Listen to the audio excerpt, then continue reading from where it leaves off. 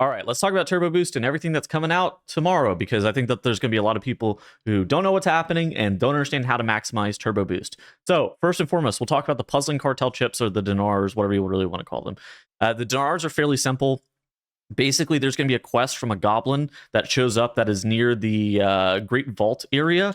And if you accept the quest and then you go kill 4 raid bosses from the Liberation of Undermine or complete 4 Mythic Plus dungeons, you will be gaining 3 puzzling cartel chips that you can spend on items that you're allowed to buy. And by allowed to buy, I mean there's specific items that you can buy that are from raid that you see on this list right here. There are specific items that you can purchase from Mythic Plus as well, depending on what level of content you've done. If you've only done heroic raid, you will only be able to buy heroic level gear. If you've done all dungeons on 12s, you'll be able to buy mythic track level mythic plus gear. If you've done mythic raid, you'll be able to buy mythic item level gear up until that point of which you've cleared the content through mythic raid. So that's roughly how the the puzzling cartel chips and dinars end up working.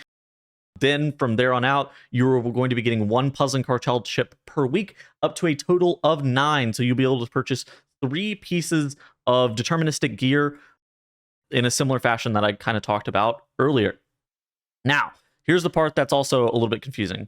Let's talk about crests and Valorstones. So crests are completely uncapped now.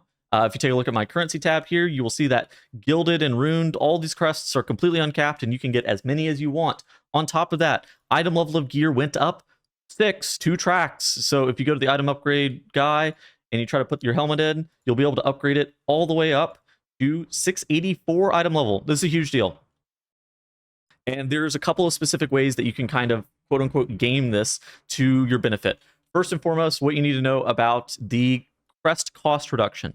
So the Crest cost reduction currently works on the gear, and they changed it as to how it worked from last season to this season. The last season, the Crest cost reduction was fairly simple. You know, you got, I want to say it was, so 639, so 636 items in every single slot after they ended up changing it.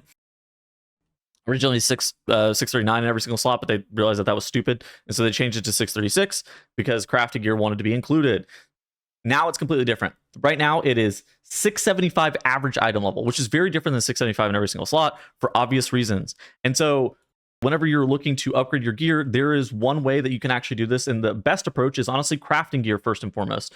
So if you've crafted gilded crest material, there will be items on these vendors that you purchased the enchanted crests from previously. They're called the Gilded Augmentation Matrix, and you spend 30 crests to get 6 item level. These don't come at a crest discount if you hit the crest discount level of 675. So what you're going to want to do is you're going to want to spend all of your crests that are possible on these crafting reagents. And whenever you spend all of your potential upgrades on these crafting reagents, that's always going to be a static amount. And when I say static amount, I mean they're basically not getting affected by the crest cost reduction that you can get once you hit 675. So crafting these as early as possible is going to allow you the most efficient crest usage, because it will then allow you to kind of jumpstart your character and get that all the way up to 675 as fast as possible by utilizing crafted gear that you're otherwise going to also have to craft. But it's notable that you have to recraft the pieces with this reagent. It's not like you just apply it to the gear. It's something that you go and you recraft. You have to use additional resources. You have to spend gold against the crafting cartel, and then bang, we're going to get 6 more item levels. So then once you're able to get all the way up to 675 item level, then you're able to get massive discounts on upgrading the remainder of your gear, which is going to allow you to have to do fewer dungeons or raids or whatever to be able to upgrade all of your pieces just in general. On top of that as well, Valorstones are now transferable.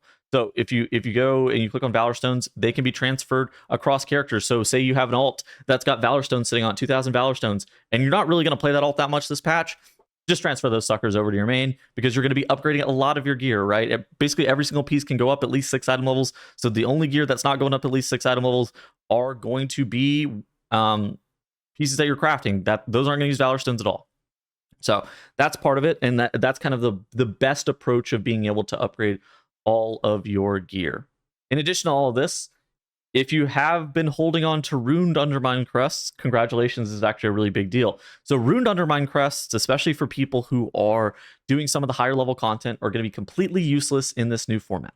And whenever I say completely useless, this means that you are only going to realistically be interacting with gilded crests most of the time, which means these runed crests, these should be transferred up. And so what you go and do is you go and you talk to the transmutation guide, the undermined crest exchange, and you turn all of your runed crests into gilded crests. So what you should be doing on this reset, ideally on this Monday, is if you can get your runed crests to cap, and then on Tuesday, immediately convert those into gilded crests, that will also allow you to have a fast track in order to be able to upgrade your gear just a little bit quicker than the rest of your peers. Then after you do that, you just basically get into Mythic Plus. 12s drop the most amount of gilded crests, but I suspect that 10s are going to be the easiest. If you take a look at this chart here over on Wowhead, it kind of tells you how many gilded crests you're going to be getting. If you time a plus 12, you're able to get 20 gilded crests just straight up, no questions asked. If you time a 10, you get 16. So there is a little bit of an incentive to being looking to time 12 plus level keys to be able to get those gilded crests just a little bit faster and upgrade your gear a little bit quicker as well. And like I talked about earlier, if you go ahead and buy the augmentation matrix, that's only 30 gilded crests for 6 item levels. It's really not that bad. And so it's only going to take you a couple of Mythic Plus runs to be able to upgrade most of your profession level gear.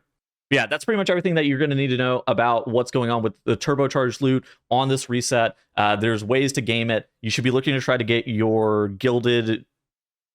You should be looking to get your account-wide gilded achievement as fast as possible to be able to give you that crest discount, changing the upgrade track from 15 to 10. That will be a huge incentive for you guys to continue to play, and it will also allow you to upgrade gear at a cheaper cost, particularly that on alts as well. So not really much to complain about in that regard.